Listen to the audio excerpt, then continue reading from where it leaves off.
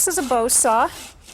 Bow saws are a good lightweight saw for light clearing, maybe trees and logs up to 8 or 10 inches. Yeah, you don't need to apply a lot of pressure. The weight of it and the sharpness of the blade lets it cut right through.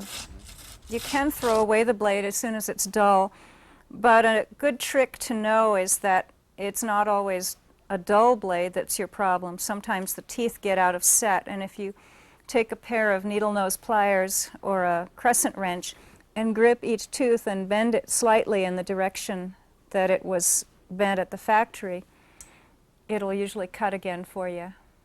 This is a folding pruning saw. They're really good for cutting limbs where you don't have a lot of space.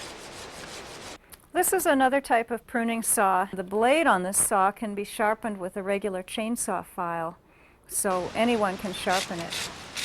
That's a real advantage.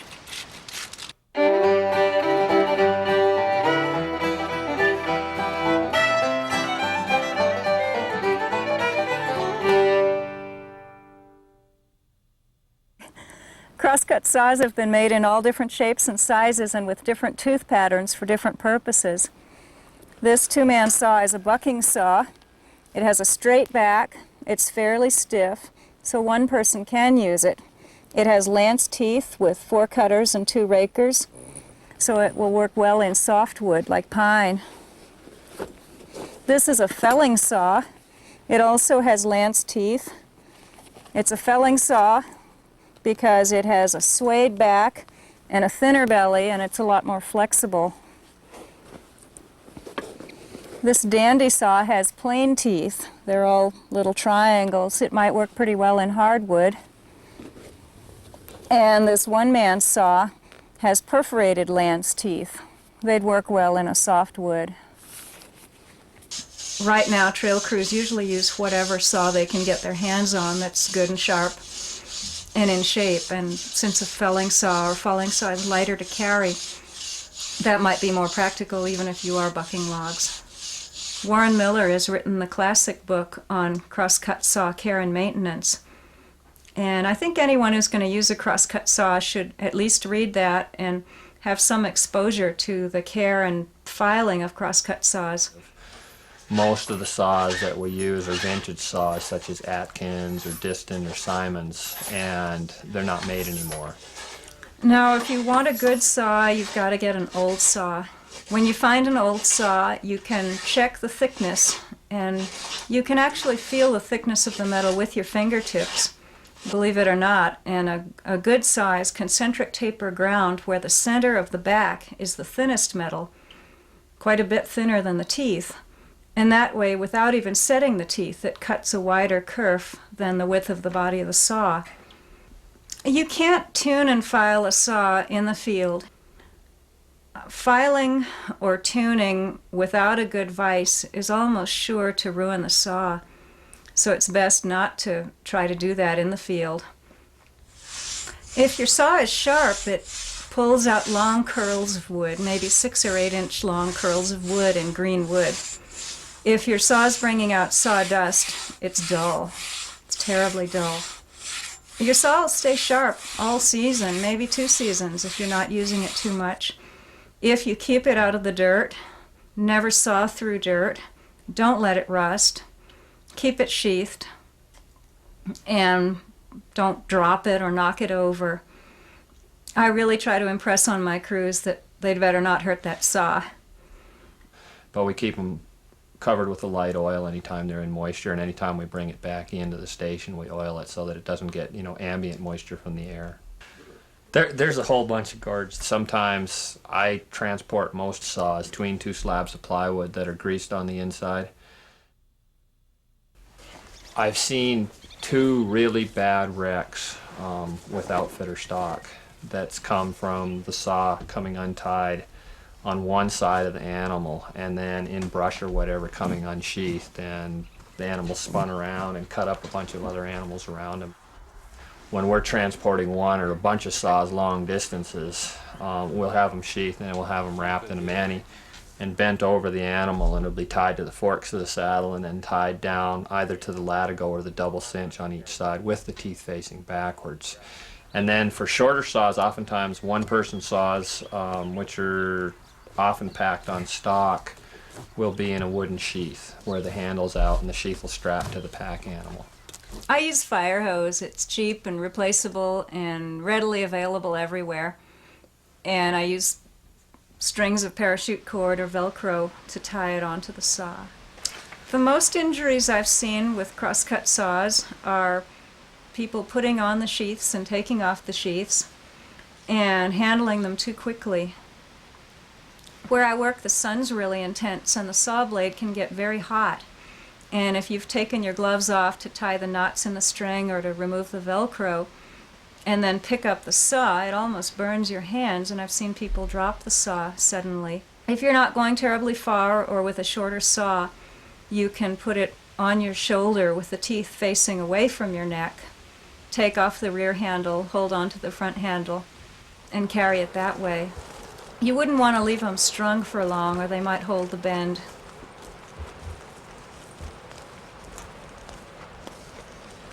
There hasn't been a lot of official training for crosscut sawing.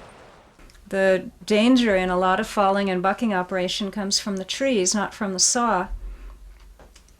So I'd recommend that anyone who's going to do a lot of bucking go out with someone who can teach them about bucking, whether they're using a crosscut saw or a chainsaw.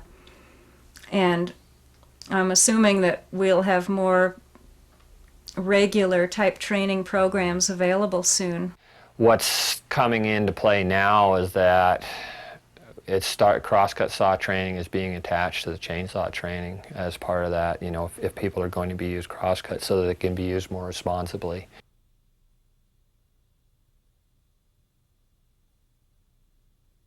We'll need to make one cut down here off the trail far enough to give the pack animals clearance when they come by. The other cut I'd like to make up here where it's suspended off the ground. No matter where we cut, the tree is under a lot of compression and it's going to tend to pinch the saw. And we won't have any trouble moving a bigger log as opposed to a smaller log because it's on such a steep hill it's going to want to move. We'll want to make both our cuts at compound angles, opening up this way so the log will roll downhill. It's a real shame to make your cuts at the wrong angle and wedge your log in place and have to start all over again with a crosscut. And I just as soon make the upper cut first, and that'll relieve the compression for the second cut. There's no use fighting compression on both cuts if you don't have to. As far as safety, for both cuts we're going to want to finish from the uphill side with one person bucking. We're going to want to be aware that there's a chance the upper part could come down the hill too if the root wad gives way. You swamp out the area where you're going to stand to cut. You decide where your body position is going to be so that you can pull that crosscut saw alongside your body, not towards yourself. You want to have good footing and have all the vegetation out of the way of the saw so it'll run smoothly. We'll take and scrape out some footholds with Pulaski. We may have to move some rocks out of the way. We may have to move a lot of other logs and down debris out of the way. Then if the tree has thick or dirty bark or charred bark, you are doing best to chop that away with an axe so you won't dull the saw. Then you unsheath the saw and put the sheath where you can find it and hand one end of it across the log to your partner. Get in your positions, start pulling gently. Sometimes one person needs to reach out and kind of guide the center of the back of the saw until the cut gets started. Oftentimes you can saw through wood for a long time and never need anything on that. Or you could get into a ponderosa pine or a fir that's real pitchy, and you're going to need to get rid of that pitch with a solvent because it'll bind it right up. Hey, that helps. If you have some type of solvent, and what we're recommending now is a citrus-based solvent to remove that pitch, but get rid of the pitch immediately. After you've started a cut, if there's going to be any chance of compression, you want to put in a wedge, or maybe two if it's a big log. You put in wedges at 10 and 2 o'clock. drive them in. You don't want any chance of pinching that saw because it's very hard to get it back out. Then when two people start sawing together, especially when it's the first time they've worked as partners, they need to figure out how to work as partners. And the saw will teach them and they'll teach each other. Sometimes there's a lot of yelling involved, but that's kind of how it works. When you're working with a new partner and you're not used to sawing together, you may end up watching your partner saw and watching how his saw is. If there's any bend in it, that saw is going to be binding and fighting as it goes through the wood. And you end up facing the main part of the saw with your body and pulling that saw right straight across your body underneath. And again, as you're pulling, you're not pulling straight, but you're following the arc that's created by the saw. As you get better and better at running it, you'll hear it change. And it'll change from sounding like it's working going through the wood to a point where it's singing. And when that happens, there's almost no effort in sawing. You can pull with one finger and each person can just pull it back and forth. And they can tell when they're doing it right because the saw will sound better, the chips will fly, nobody will be pulled off balance. But it's something you learn as you work with a partner. When you use wedges a lot of times is keeping that open, and oftentimes the log may roll, and as it rolls it's going to pinch. So then a lot of times what we'll do is we'll wedge it and we'll drive an axe or a Pulaski head spanning the kerf of the cut to hold that log and keep it from rolling. And there's ways that you can control some pretty large logs, sometimes up to a couple tons with just one Pulaski driven in there, and it's a real safe way to do it. Then as you cut through and get close to where the log may shift or may fall through, usually you take the handle off of the downhill side, or whichever side has become hardest to saw from, and let one person finish the cut. Yeah. And that one person finishing the cut should use just the teeth on the end of the saw. And if the saw does drop down into the dirt, you're going to dull the end teeth, which don't matter quite as much as the middle teeth. Okay.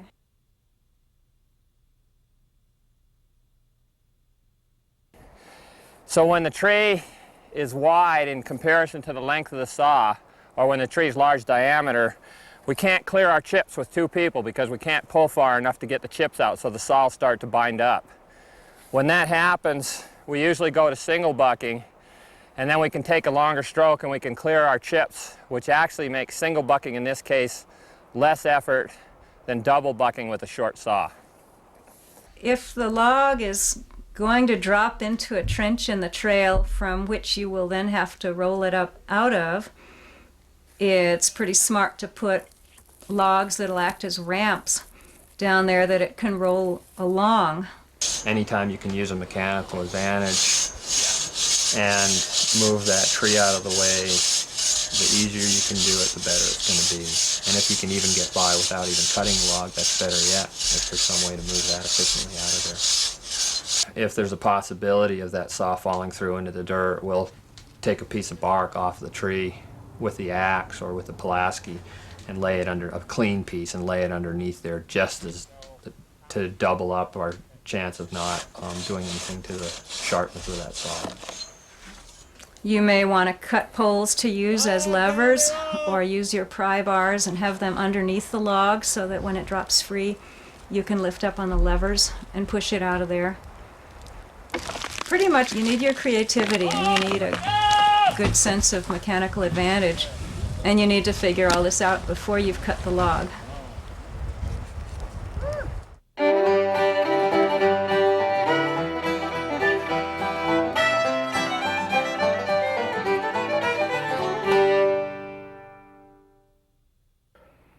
These are loppers, all different types. They're really good for brushing, cutting brush along trails.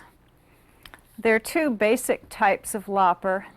This is the anvil type, where the blade cuts square against an immovable anvil. And this is the hook and blade type, or bypass lopper, where the blade slides by a hook. You use them both the same. For either type, you hold the handles down at the end and grip what you're going to cut and squeeze straight. You never want to twist. The hook and blade shear is handy on limbs because you can sort of hook it over what you're going to cut. It's sort of self-seating. When you need to sharpen them, the anvil type is different than the hook and blade type. On the anvil one, you sharpen each side of the blade, and you want to keep it straight so it still meets the anvil squarely. The hook and blade or bypass type is like a pair of scissors. You only want to sharpen the outside of the blade. If you sharpen the inside, you'll absolutely ruin the tool. I've got 3 more cutting tools. This one is a bush hook or a brush hook, depending on what part of the country you come from. It's got a good leather sheath. This is another bush hook or brush hook. These are sharp on both sides of the blade. They're good for cutting small diameter vegetation. They've got a heavy head and a long handle, so you can get a lot of momentum. They can also be very dangerous if you're not watching out for your other crew members and your own feet. Well, rather than chopping like you would with an axe, you want to sort of pull it towards you and slice as you swing. And this is a Sandvik. It's got a replaceable blade. It's very lightweight, and it'll cut through things that an axe won't cut through in one swipe because of the narrow blade, almost machete-like.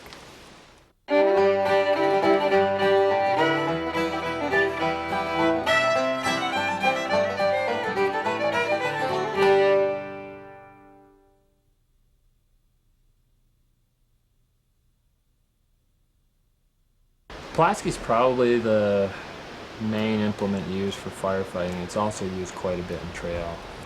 It's got a chopping or cutting edge, which is filed on both sides and filed pretty sharp for chopping, and then a mattock or hoe end to it, which is filed on the inside of the curve, and that's used for moving dirt or small rocks, stuff like that.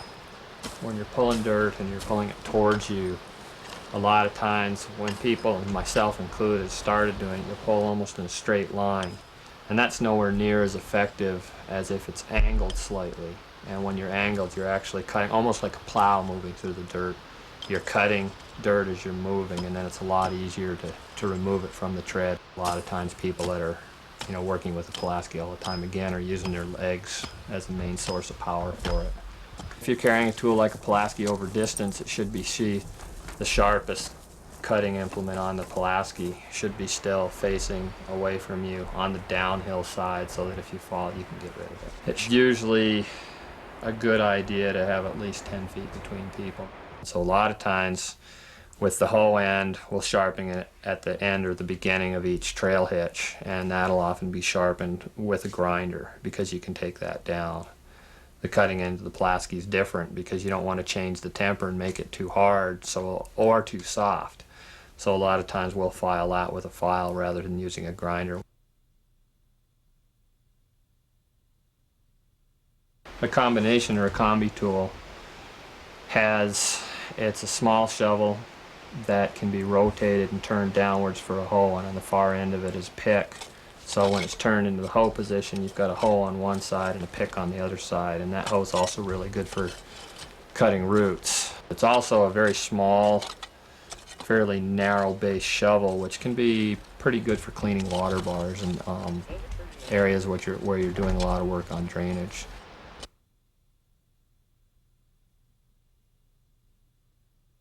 A cloud is almost shaped like a much wider hoe with teeth or a long rake end on the other side, and it's heavy enough for cutting light roots and for moving a fair amount of light or decomposed granitic soil types where there's not much compaction or adhesion within the dirt itself.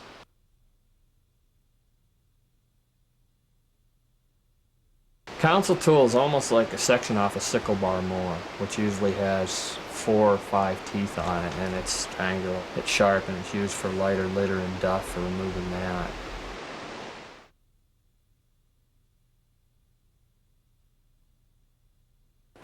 You use a straight pick or a miner's pick for prying rocks out of the ground or fracturing rock that has veins or weak points in it.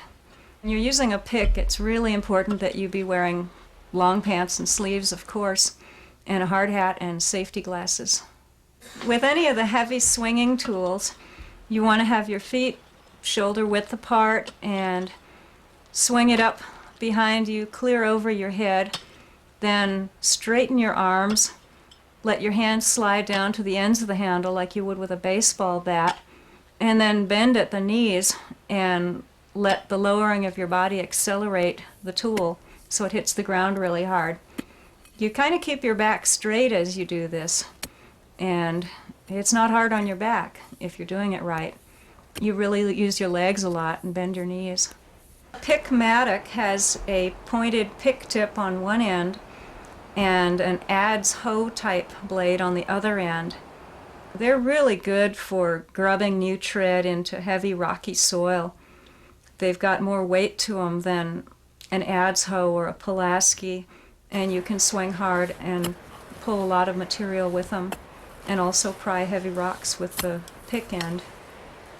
The Cuttermatic is like the Pickmatic, only instead of a pick point opposite the matic side, you've got a sort of short, dull axe, and that's heavy duty, and you can cut roots with it real well.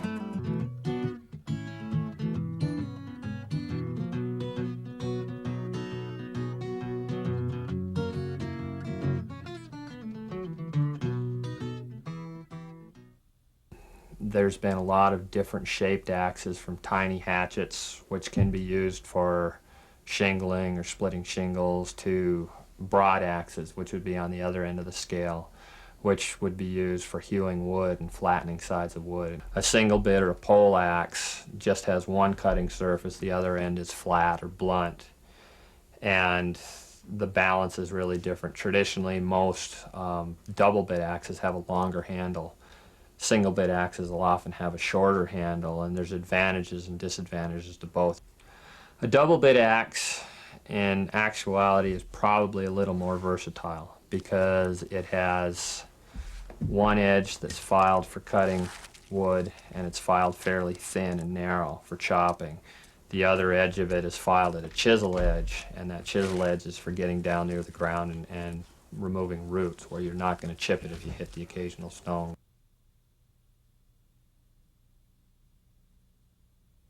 An axe, if it's used properly, is a real safe tool. An axe, if you cut corners, it can be a real dangerous tool. The one thing that we've seen in the past that have been injury related, and injuries to ankles or feet, has come down to one simple thing. If when you're chopping on a log, if you never let your axe handle break a plane that's parallel with the ground as you're chopping, then you can't cut your feet.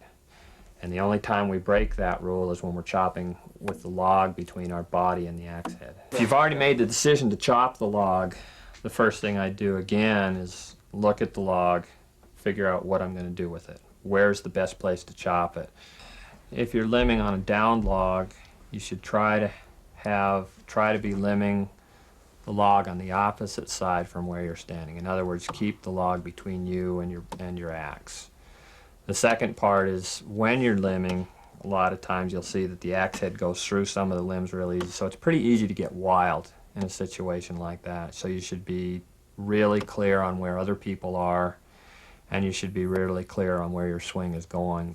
Yeah, there's a lot of times when, no matter how hard you try, you have to limb on the same side of the log that you're standing on. And when that happens, just be doubly sure never to let your axe handle or your axe head drop below the level of your hands as you're chopping. The third is when you're swinging, is to make sure that you have a clear area within the complete radius or arc of your swing. When you're doing that, you don't want your axe, when it's over your head, even to hit a little branch. So sometimes there might be a little branch that's out of the radius of your swing, but it's going to be catching your eye and it's going to be interfering with your vision the whole time. And if that's there, take the time to remove it. It's trying to be as sufficient as possible, so you're going to strike that wood as many times as it takes to completely sever your cutting surface, and then move to the other side, instead of making a chop on one side, a chop on the other side, a chop on this side, a chop on this side, 3 times in succession, and then breaking it. Oftentimes in a large log, you're not going to be able to remove your first chips by making a wide cut. So you'll start with a narrower V in your cut, and you'll cut down until your V comes to closure or to a point. And then you'll go back up, and usually on the strongest side that you have, you'll reopen your cut so that it's wider. And as you come down at first, you take a lot of care to develop accuracy. It doesn't matter, the power does not matter at first.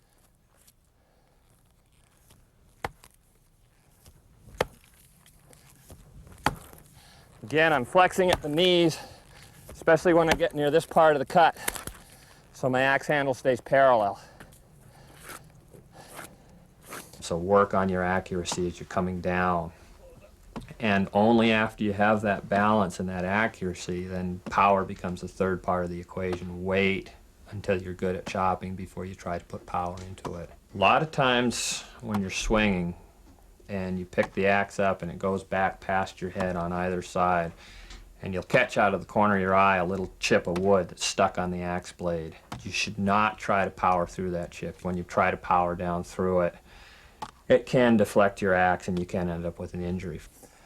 I also ended up taking my gloves off partway through because it's getting pretty hot out here, and my hands started getting sweaty, and what we're looking at is the least chance of having an injury. And with sweaty hands and the chance of the axe slipping out of your gloves or your hands, it's not worth it. So always do whatever you can to minimize the possibility of an injury to yourself or anybody around you.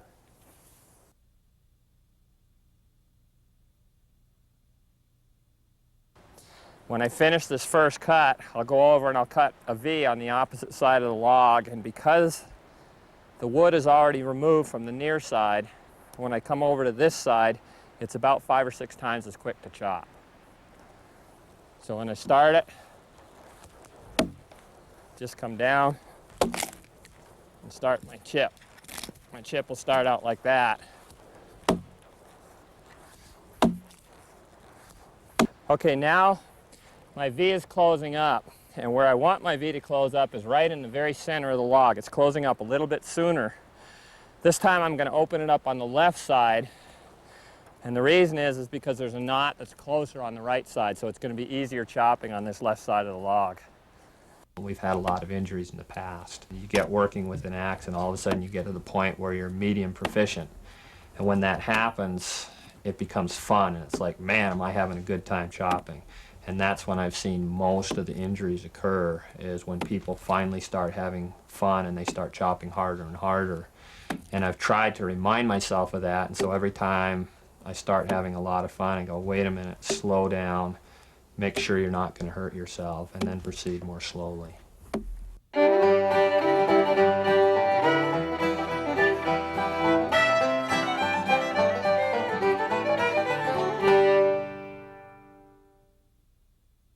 I've used a lot of sledgehammers in trail work because I worked in rocky country, and we've got hammers ranging from 3 to 20 pounds with round heads, square heads, and chisel or peen-shaped heads. We use 8, 12, or 20-pound sledgehammers for crushing rock. The main focus on technique that I want to be showing is that I'm bending my knees, bringing the hammer down flat with my arms straight and swing from the shoulder. For shaping rocks, you can use 4, 8, or 12-pound spalling hammers, and they have a peen on one end that you can split the rock with by hitting a line of blows along where you want it to break. And the 4-pound ones are really handy for shaping rocks to build water bars or walls with. And we use the 3, 4, 5-pound hammers for chinking rocks into walls, for driving stakes, for driving feathers and wedges to split rocks, and for shaping rock. A lot of times we'll use big, heavy mauls for moving or locating timbers, but that's a real different job than when you're moving rock. The biggest sledgehammer I've seen is my old favorite 20-pounder, and we've used that to crush rock, and we've used it to bust rocks that stuck up in the trail. Actually saved a lot of time we would have spent blasting. It takes technique to swing it, but if you've got the right technique, it's not that hard.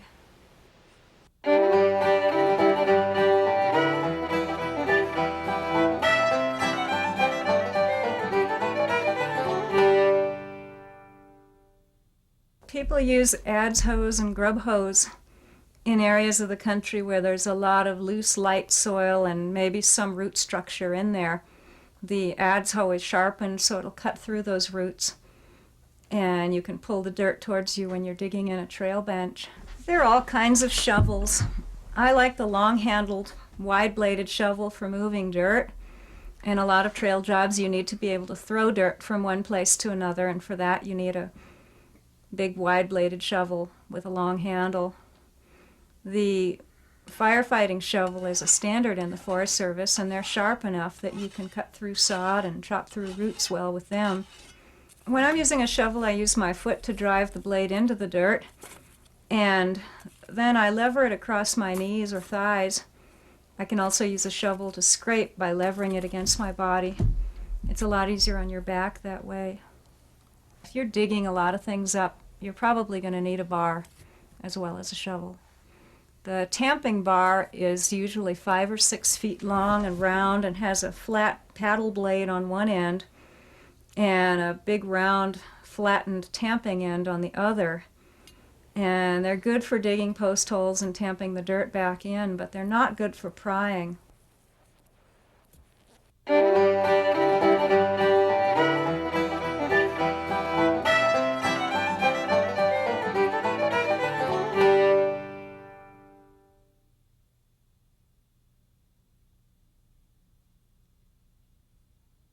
You can use rock bars to move anything. I always liked the rock bar best of all the tools. It was the great equalizer for me. With a 5-foot rock bar, I've got one I called My Magic Rock Bar, and if nobody was looking, I could move anything. And nobody could figure out how I did it. But there are 1,001 ways to use a rock bar.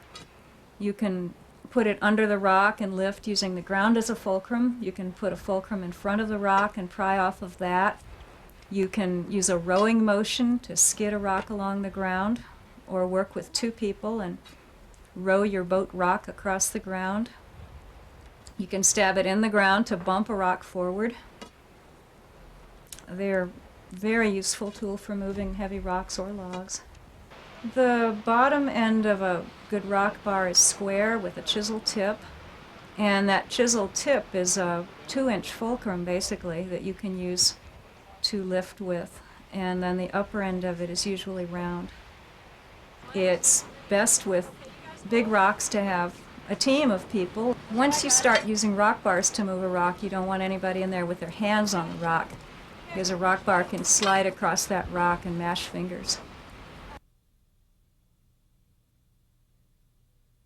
Okay, a timber carrier would usually be about 3.5 feet long with a swinging hook in the center of it. And it's a 2-sided hook that goes in and picks up a log. Okay. And when you have a lot of people and fairly big logs, you can get a lot of people on it and carrying it in a pretty safe fashion.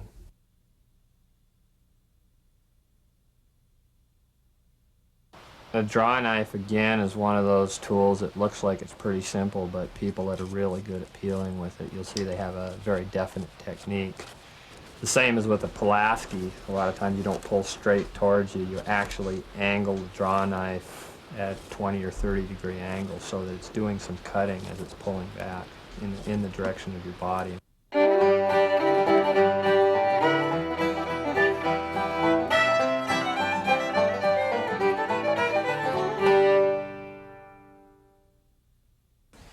On an axe like this axe, the handle's been in about 10 years and it's beginning to warp. There's no cracks in it or anything like that, but it's still not worth keeping because something's going to happen to this eventually. So we're going to replace the head on this. And if you're taking the time to go through and put a new handle into a tool and do it properly, you might as well select a good handle rather than use one that's poor. One thing that we look at right off the bat is the handle straight? And if you hold it up and look at it by letting it dangle, you'll see if it's straight and you'll see if it's warped in either way. The second is, how is the grain laying in that handle? A lot of handles will have the grain going crosswise. And when you're thinking about a cross grain and then you're striking down with that tool like this, there's a real good chance of that handle separating sometime later during the use. So for the maximum strength for the wood that's involved, we look for grain that runs straight, right down through the length of the handle. And that grain should be fairly tight with tighter growth rings, because the tighter growth rings mean a stronger piece of wood. Other times, and you'll see this more commonly, you'll have the sapwood and the other harder wood, which is, there's a line between it. One of the wood's white and one is darker. When you have something like that, again, if you're using it, that wood will expand and contract at different rates. And through work, there's a good chance that even if it's a straight grained handle with these different colored woods, you're going to end up with this handle not lasting anywhere near as long as it would with a real nice straight tight grained handle like this first one.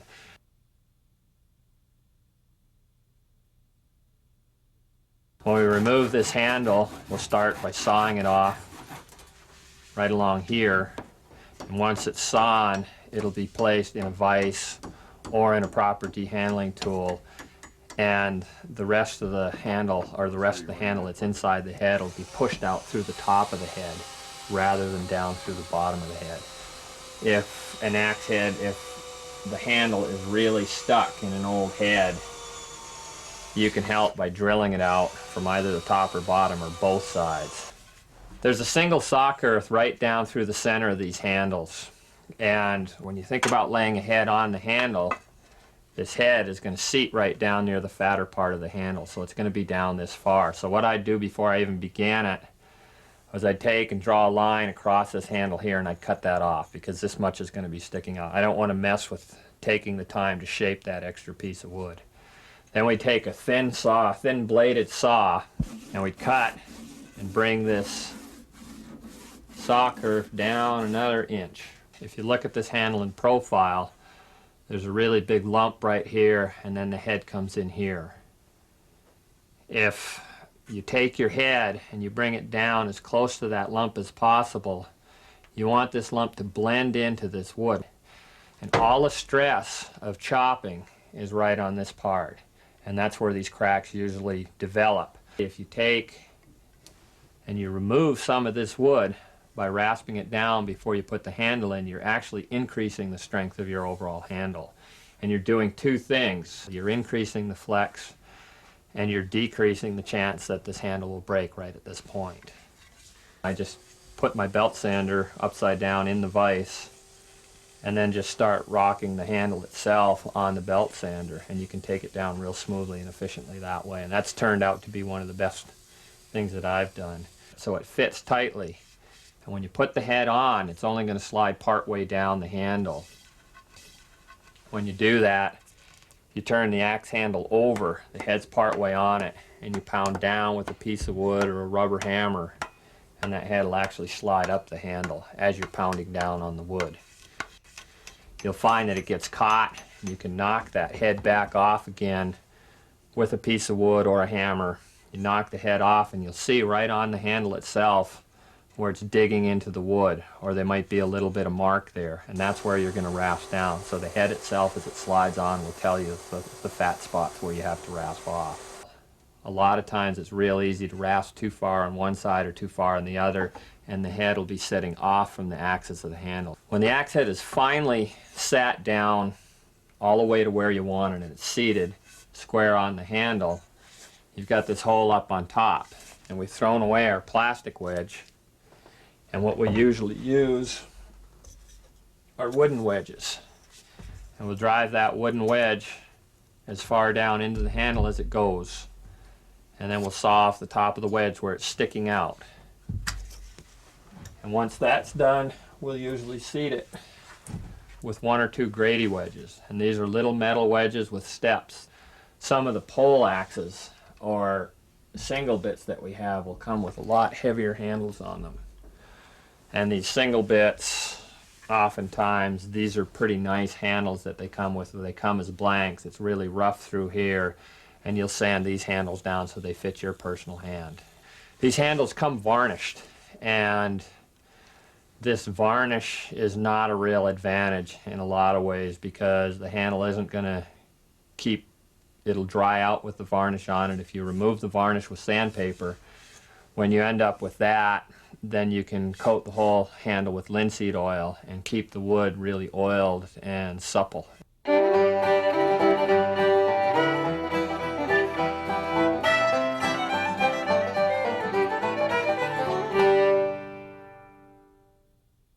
Anytime we're dealing with work with cutting implements, whether they're tools or knives or saws, the sharper they are and the better shape they are, the more effective they're going to be. This is a not atypical Pulaski that we pulled out of the back of a pickup. And in addition to sharpness, we're also really concerned with the shape of the head. If you see how this is rounded, and you start thinking about chopping on rounded logs or chopping on rounded limbs, and thinking of two round objects coming into contact with each other, they tend to slide off each other. If you look at a squared head, or one that's flattened across the cutting surface, and if this strikes a rounded object, there's going to be a lot less chance of it glancing off and hitting you or ending up in the ground. The second part about head shape is if you take a board and you think about a round head coming into contact with this, it's only contacting in a very small area of the cutting surface. It's contacting at one time. So when you only have so much energy and you're chopping, you're not getting a very effective use of your energy for the amount of work that you're putting into it. When we look at this head here and we think about it coming into contact with a board, there's a lot more efficiency. So that's basically what we do with head shape. When we start with a lot of tools, when they come as blanks and they're not used, and we start filing them, in order to bring this back to a flattened shape, we'll do most of our filing from this point here to this point here, and we'll let the edges take care of themselves. When we're filing, we want to be careful. Have your gloves on, have a file guard and handle there. When we're filing, usually we use a single cut mill bastard file that's either 10 or 12 inches long.